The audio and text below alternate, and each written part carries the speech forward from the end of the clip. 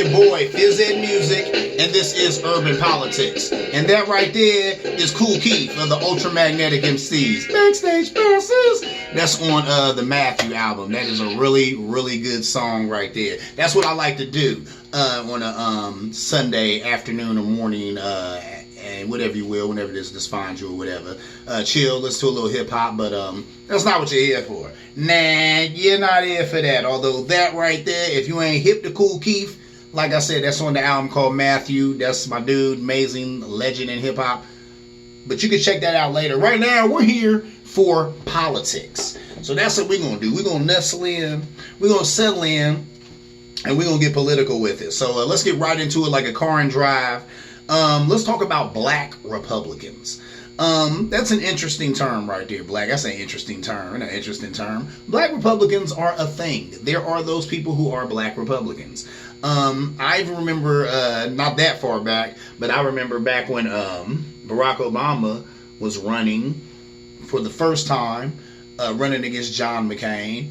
I actually knew a lady, and she was voting for John McCain, and this was a black woman, a little older, black woman, and the reason she was voting for John McCain is because he was on the right, and on the right, the right being, conservatives, Republicans, they do not believe in abortion in any shape, form, or fashion, and she did not agree with abortion. She was a big time Christian in the church, real heavy. So to her, in her mind, they've always been the God Party. A lot of people draw Republicans up as the God Party. So that is the party that she fell in line with. There's that. So a lot of people, even my nephew a little while ago, he asked me about that. He said, "Black Republicans, what's that about? That's crazy." And I told him, I said, guess what? Some people are single issue voters. That lady I was just talking about, she's a single issue voter. I have other friends. I have another friend who's a lot like her. He's seen women get a lot of abortions. He does not agree with abortion, ergo, he's a Republican. Why? Republicans do not support abortion. He doesn't like abortion. He's a single issue voter. And I told him, nephew, there are some people out here who is just that one issue. It's that one thing. It's that one thing that they're on. A lot of these evangelicals who support Trump, if you ask them, they give you that right back at you. They are single issue voters. They have always taken issue with the Democratic Party supporting women's right to safe and legal abortions. Ergo, they support the Republican Party. Ergo, they support Trump. And they're like, yeah, he's flawed, and yeah, he calls 2 Corinthians 2 Corinthians because he's a moron and has never read a Bible in his life. But they like the guy. They support the guy. Why? They take all the racism, all the misogyny, all the sexism. Why? Because he's against abortion, and he's also giving them some other policies that they want to. And he also talks a good game that they want to, acting like he's all about, armed forces and all that good stuff too. But really, that's what it's about. A lot of them are single issue voters, and that's the single issue, this abortion thing. They're against it. He's against it. They will follow him off a cliff. Now, there are other Republicans. I have another Republican friend, but he's a Republican. Why? He likes low taxes. And even when I try to talk to him about politics, he say, "Hey, I don't care nothing about all that social crap. Republicans keep taxes low. I want my taxes low." Now, this guy, the whole time I always know he's always had some money in his pocket. He's a money man. He keep bread on him. He's always talking bread. He's always been about bread. And I love and respect that in him. I need to get on his level. But that's my point. He's always been like that. So in his mind, when it comes to his politics, he's Republican. He votes Republican. And, even when I start talking stuff about the Republican Party, he could care less. Because his whole thing is, hey, they want lower taxes. Me too. There it is. Boom. And how about this? Like I said, I'm an independent who leans, towards the Democratic way. I'm an independent who leans to the left. I don't like taxes either. Come on now. Get out of here. I do not want my taxes higher. Now, I do support raising taxes for things that need funding, child care, other social services, housing for battered women, stuff like that. Yeah. Okay, then we can talk about raising taxes if you're going to tell me the money's going towards that, and we can make sure that that's happening. But I don't support raising taxes willy-nilly either. So there's that. You know what I'm saying? So there's a lot of people who are just like that. Candace Owens didn't get invited to the RNC. Why would she think that she would be? I'm like, listen, and everybody, please just shut your ears. Can I talk to Miss Owens? Miss Owens, if this is it ever hit you anywhere in earshot of where you may lie, baby girl, they are not thinking about you. You are a joke. You are a buffoon who deals in buffoonery. You are a, I don't like to throw this word around, but I'm going to go ahead and say it, the C word. Not to see you next Tuesday, but you are a coon, and you are a sideshow attraction, and they're not even attracted. So cut it out. You thought they was going to invite you to the RNC? They don't take you seriously. We don't take you seriously. Nobody takes you seriously. I take issue with the fact that as soon as a black person gets hurt by the police, like George Floyd, you can't wait to try and look in their background and find some way to make me and other people look down on them or hate them. So, you know what I'm saying? I got no respect for Miss Owens, and she just needs to shut up and get out of here and be surprised if she ain't get invited to the RNC. You are a nobody. You don't hold office. Have you ever held office? I don't think so. Why would they care about what you got to say? Now, you could say the same thing to me, but here's the thing. I'm not like you.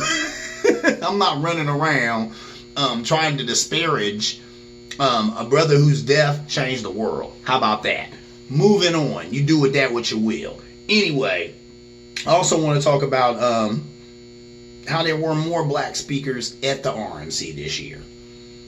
Whatever. I'm not moved by that. That don't touch me. Until the RNC is ready to stop supporting a racist who is their standard bearer, who is our president, until one of them can come out, hey, and how about this? How about this, Republican Party? A lot of you guys have never had any backbone. You've never been ones to step outside yourself and say something against racist comments. Some of you all do, but most often you don't. How about this? How about saying something against the criminality of this president? Because if I remember correctly, I think it was Republicans who were going to impeach Nixon. It was his party. You know why? Because he was wrong. And back then, Republicans were real Republicans. They actually stood up for the country and stood up for their constituents. And they let that man know, hey, guess what? You're in our gang. You're one of us. You rep the red like we do. We kicking you out on your butt because you have wronged us and you've wronged the American people. And you've done some things that are illegal. So you must leave. You must step down from your office or we shall remove you. Those were real Republicans. They were respectable Republicans. So I don't know what we have now. What we have now is a true clown show. Not a backbone among them. Not a backbone among the women. Not a backbone among the men. Just a bunch of people scared and trying to keep their jobs. And not even doing a good job at that because they can't even come together on the stimulus package. Don't get me started on those guys and gals. Anyway, moving on. I want to talk about just a little sidebar. Rush Limbaugh, he on the show talking about Kamala Harris as a whore. Where is he getting that? He's getting that from some stuff that people want to bring up about her past. He's an idiot. You know what I'm saying? Here's a guy who's dying of cancer, and he still has to say stuff like that about people. You know, he still has to go there. So, you know, the man is dying of cancer. I've had two friends, very good friends, pass from cancer. Two of my brothers, two brothers I love to death. And cancer took both of them away. So I don't talk about cancer lightly. But when I think about Rush Limbaugh and I think about that cancer ravaging his body, I'm kind of like, they deserve it. It might be good riddance to bad rubbish. Because, I mean, we hear you are dying and you still come out your mouth to say something like that about Miss Harris. Whatever, man. I'm done with this guy. Like a good riddance to bad rubbish. Anyway, moving on. Let's talk about some other Republicans. I want to talk about the Conway clan. Some of y'all know this lady, Kellyanne Conway, and she's the counselor to the president. And I think she used to be like a Republican strategist or something like that. I was kind of doing some research on her, but I couldn't go far back enough for that. But I've been watching politics long enough to where I know her and I've heard her name. And I remember her actually, she was one of the many Republicans who were poo-pooing the hell out of Trump when he was coming in, you know, trying to get that nomination. She was talking about how horrible he was and how he shouldn't win and everything. Doesn't represent the party, isn't a true conservative. And then as soon as he won and offered her a job, she scooped it up quickly and became counselor to the president. So there's her. Claudia is her daughter. A young lady, filed for emancipation, says her mom is selfish and only cares about money. And then she said her and her father don't agree on anything, but she praised him for being a part of the Lincoln Project. Now, some of y'all may not know what that's about. I've talked about it on the show before. The Lincoln Project, they do some great commercials. If you want to be entertained, I don't care what side of the aisle you sit on. Even if you're a Republican, you have to look at some of these commercials and be like, man, I ain't no lib, but guess what? They started to make me hate Republicans, and I am one.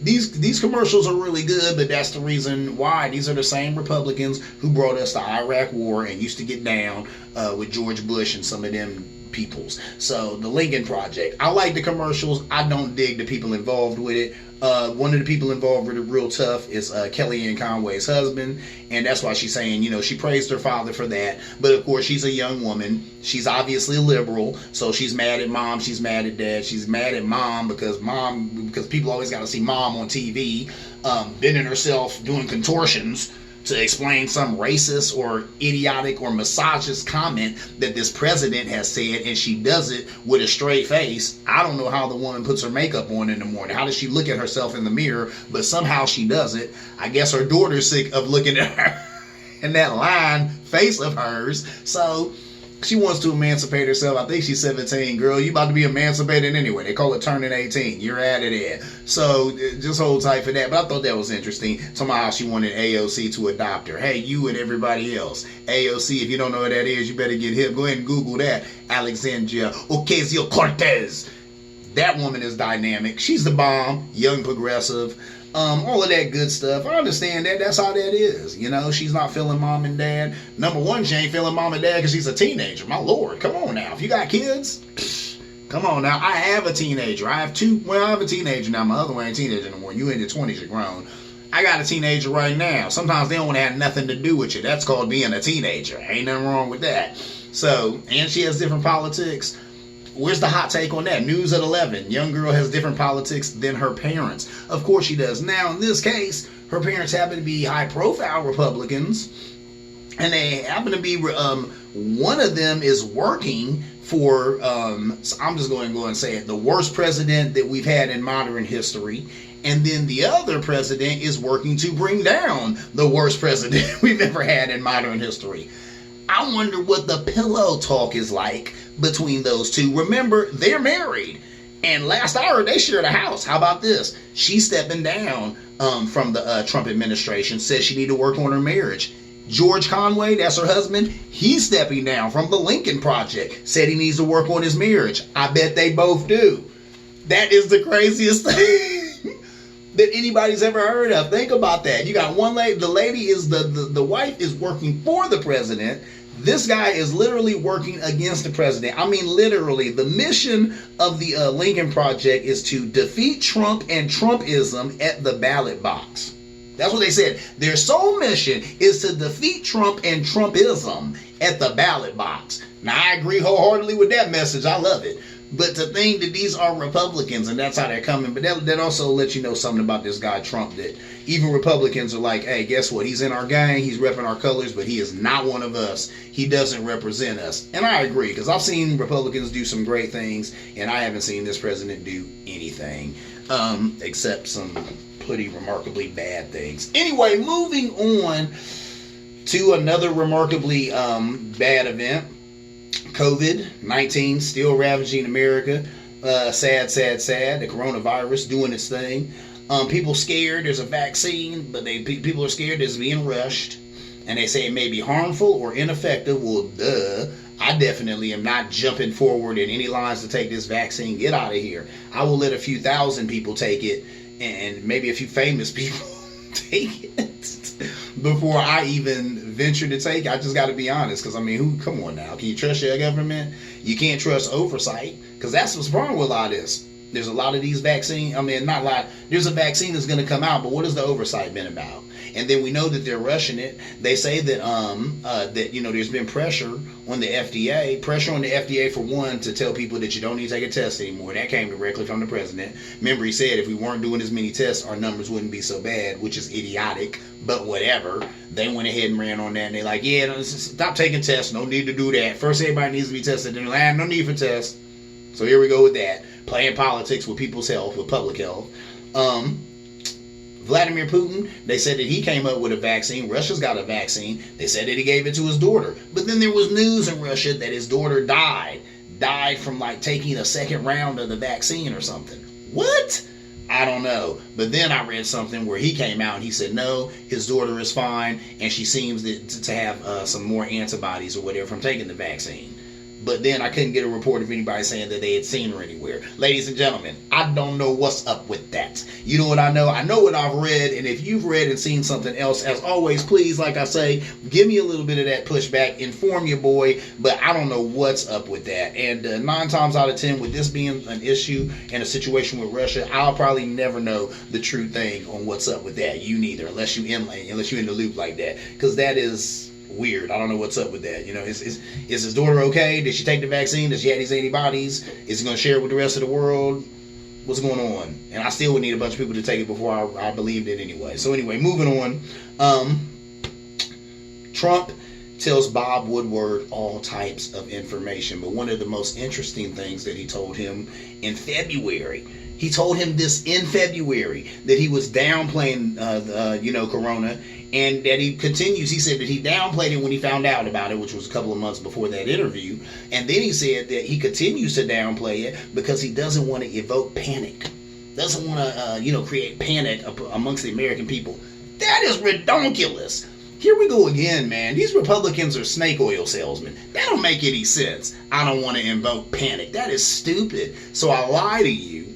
You know what I'm saying? I lie to you. I hold things from you that would save lives. They said that if he had just came out with about the coronavirus when he knew about it and said something about it, that he could have saved 50 or 60,000 more Americans. But the guy sits on it, and then he wants you and I to believe that he sat on it because he didn't want to invoke panic.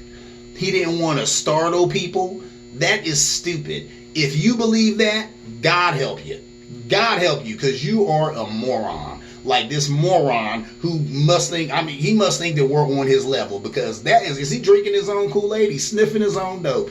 That is the craziest thing I've ever heard in my life. We know why you kept it to yourself, Mr. President. You did it to protect your precious economy, which is still kaput, because now people are dying, and that ain't helping either. You know, now restaurants are open. Restaurants got to get licensed to have outside seating. How long is that going to last? It's about to be winter here in a minute. I'm not going out to no restaurant and sitting outside in the cold to eat a meal. That's ridiculous. People still going to be door dashing it and all that other crap that they've been doing. He has floundered this thing immensely, and he has to own it, and there's no getting out of it. So it is what it is. You know what I'm saying? I don't want to hear that this... that he did it to keep people safe. And then you go over here on Fox News and these idiots got the nerve to back that up. Yeah, that's what a president's supposed to do. Keep calm. A president like Obama or somebody going out there and tweeting, hey, keep calm, be safe, protect yourself, protect your family. That is not the equivalent of a president having knowledge that would save lives, but keeping it in his back pocket because he thinks that the American people are some little kids, and he can't tell little kids about mommy and daddy blowing up the country or blowing up the house or getting a divorce. Get out of here. The American people are not your children. Okay? So unlike your children, you got to pay us some attention, and you have to pretend to care about us, unlike your real children, Mr. President. Let me move on. Yeah, Trump just told Bob Woodward a whole lot of stuff about how he knew but didn't want to say anything. And then people were like, why would you tell Bob Woodward that? That's just the most... And then, yeah, that's the thing. I mean, what was he thinking? Bob Woodward is known for getting people. He's the one who busted Nixon. So why would you think that you was going to, juke this guy or something? You're obviously not smarter than him. You're obviously not more in the know than him. But you do an interview with him, and then you surprised that he gets you. He gets you because he got you. Because he knew he's dealt with you before. He got Nixon. Guy's been here. He's done this before. This is not his first rodeo at all. Everybody knows that. Trump knew that. So why did he do the interview? I think he's that arrogant. This guy is arrogant. He knew this interview would go bad. He didn't care. He still wanted the limelight. he still wanted to be on record as talking to Bob Woodward like all these other great presidents. And he doesn't even care that it makes him look like garbage. It makes his name look like garbage. He don't even care. He's that egotistical that he just wanted the spotlight. He just wanted the interview. Well, you got it, Donald. I hope you like it. Anyway, moving on. They talked about sad thing that, we just had 9/11 not too long ago. At all ago. What is today? Today is 9/13, so 9/11 was 2 days ago. Sad, somber time. But then they had to think about, or they had to talk about, and they paralleled it with how on 9/11 we lost 3,000 Americans, but with this coronavirus we're poised to have a good 200,000 dead. You know what I'm saying, from the coronavirus. So that's sad. You know what I'm saying? So people talking about that 3,000 dead. Well, this president, 200,000 Americans. So that's a lot worse than 3,000. So that's just something to think about this 9/11. I hope people out there are being as safe as you can. Please wear a mask when you go out in public. If you got to go to work like me, wear your mask, wear your PPE, wash your hands, and do a little social distancing, man. You ain't got to, lunchtime, everybody want to kick it in the lunch area and talk to each other and all of that, and that's cool, but sometimes maybe stay in your little area. Maybe stay on your phone. You've been on your phone all day anyway. Go ahead and do it on your lunch break too. Keep a little social distancing. I'm just saying. Anyway, moving on, I want to talk about young people, black people, and the election. Not necessarily in that order. Check me out. All right. When it comes to the election and it comes to people voting, they said 2.78 million young people registered to vote are leaning toward Biden. That's not news. 2.78 million young people who are registered to vote are liberal. Okay, that's what's up. We expect that. And that's a good thing to hear. I'm not saying that's not positive. That's very positive.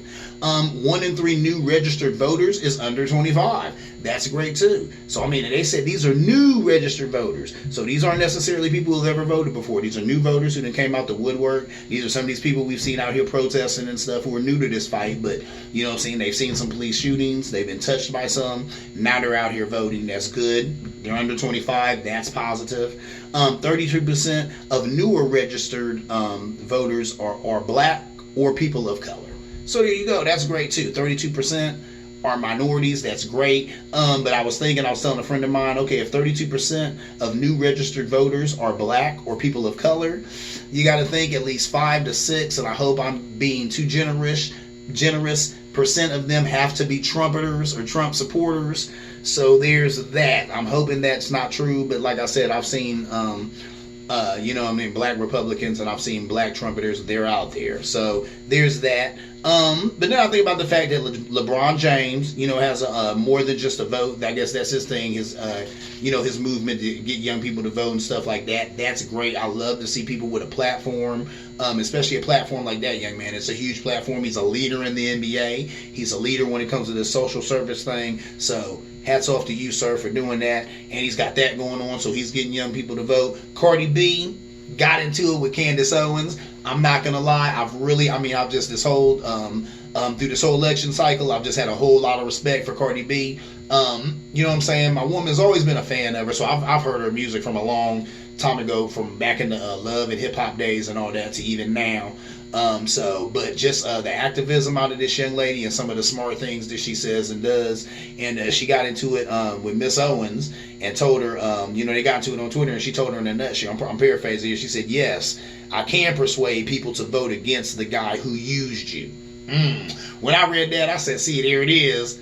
Cardi B, she pitched perfect, man. She know what she's talking about. She told Candace Owens, yes, I do have a platform, because they were going back and forth, and I think Candace Owens made some kind of snide remark like, here's a, political advice from, blah, blah, blah, something. They always got something, some old, she said some old shut up and dribble stupidness. And Cardi B came right back at her and said, yeah, you know what I'm saying, I do have a big platform, so I can persuade people to vote against the guy who used you. I love the way that she phrased that, because that's what happened. Candace Owens got used. That goes back to what we were just talking about, how she's salty she ain't get a call for the RNC. Ain't nobody calling you, baby girl. You're a nobody. Anyway, that's just great right there. And you know what? Cardi B has 75 million Instagram followers. My lord, 75 million. So guess what? She definitely could sway some votes. Because I tell people all the time, in politics, and I've been watching politics for a long, long time, you have two things. In politics, you either have a lot of money or you got a lot of people, but both are very powerful. And believe it or not, a lot of people can be more powerful than a lot of money, because a lot of money is what it is. Money is money, so it's always going to be powerful. That's why the GOP is the GOP, and I'm gonna talk about that a little bit more in a little minute here. The grand old party, they got the money. They just do. They always have. They've been the party of big business. They are. A lot of them wouldn't appreciate me saying that. I'm going to keep it real. Maybe some of them would keep it real. But they've always been the party of money. They've always been the party of big business. That is their niche. That is their thing. So there it is. But that's a lot of power. That money is power. That's why you constantly see the left and the right talking about these deadlines. We have to raise so much money. And don't you ever ask yourself, who put this deadline on y'all? Aren't y'all raising money for a political candidate? And is there a deadline? There's no deadline. You keep raising this money. The deadline is the election. After the election, you're done raising money, but y'all still be raising money for whatever. So what is this deadline they keep talking about? But that's what it is. They put deadlines because they're like, by this time, if that side has so much money and we don't have so much money, then we need to, do better by this next deadline. Or, they have to report these things. Republicans report, here's 3 months later and we got this many millions. So Democrats say 3 months later we got this many millions. So it's a race. It's a money race. And the GOP, they keeps the bread. They make it rain on the campaign. They always got the money. But Democrats usually have the people power. Black people. Talking about voting, what's in it for us? Not much now, because we don't have that solidarity. But when we had that solidarity, when we had 200 black members in a Congress that has 523 members in it, 200 of them were black. You know why? Because we were voting in unison. And that's what we did, But what did I say? The greatest trick that the devil ever pulled off was convincing the world that he didn't exist. But he does exist, and he's hard at work. And that's what it is, black people. We can't buy into that lie no more. But, we had that unity and we were voting in unison. We had sent all those people up to Capitol Hill. We had all those brothers sitting in Congress. And, if we had that type of unity now, we'd have a lot more brothers and sisters today sitting up there. So listen to, if you're in the sound of my voice, listen to me on that, black folk. We got to get that back together. We have to go back to the mind that we had during Reconstruction. I say go back to the mind. We don't want to go back to the times. We've had enough strange fruit, and we still get that these days, But we want to go back to the mind when we had that unity. Anyway, moving on. I want to talk about sports. Now, a lot of y'all follow sports. I do not follow sports. They were talking about how the Kansas City Chiefs and the Houston Texans had locked arms in solidarity and then got booed by the crowd. When I read this article, I was like, this isn't Texas. You already know how Texas is. It's a very conservative state. They're a very shut up and dribble state. I was reading the comments under it. I don't know if this guy was from Texas or not, but he was like booing them, as so they should, because these people come to see these guys perform and not to hear their political views. If you want to, lock arms in solidarity, do that in the locker room. We came here to see you play a game and to take our minds off of whatever, some of that. So I was like, and then I couldn't believe it. I'm like, but booing, they booed them. And then in the comments, you also seen two people saying, man, this country is awfully messed up. And I'm like, yeah. And then some people were like, WTF, what is wrong with this country? And then I'm like, really? You have to ask yourself that? What is wrong with America? What's different? What has changed? It's our president. It's the president. Y'all got that man. I want to throw a brick at some of these people. Oh, both sides really need to get their acts together. Man, shut up. No, it ain't. We got one side that has been involved in lawlessness with a lawless dude by the name of Donald J. Trump. We have one president who has a ring of people around him who have gone to jail or are going to jail. These guys are the most bumbling, idiotic criminals I've ever seen in my life. They're just not good at crime. If these were friends of mine, I'd be like, look, y'all brothers need to get jobs because y'all suck at being in the street. I've had that conversation with some of my friends. I definitely had that conversation with these dudes. All of them, Trump included. You guys suck at being criminals. Do something legal because all you're looking to do is go to jail. So it is what it is. Our president sucks. He's a sucky individual. He has put this the effervescence of fear and hate and division and just rudeness out here. That's how it is now, you know? And that's sad. That is not America that any of us like. Nobody likes that. Nobody likes going out with their mom or their family and fearing somebody getting into a fight or saying something racially rude or whatever, or some Karen harassing them and their family while they're trying to have a barbecue or just trying to live their life. Nobody wants this. Nobody wants it. Now, there are some of his supporters, and I'm here to tell you, ladies and gentlemen, there are supporters because he's a jerk and they're jerks. He's a douchebag and they're douchebags. They enjoy the douchebaggery. They love it. You know, they love it. And when I hear people say that, oh, we finally have a president who's a fighter. He's a lion. No, he's not. He's a jerk. And you're a jerk or a jerkette. And that's the reason why you dig his jerkism. I don't respect that, and I don't respect you. You know, just like Barack Obama said, there's nothing soft, or it doesn't make you a sucker to have respect for other people or to be kind.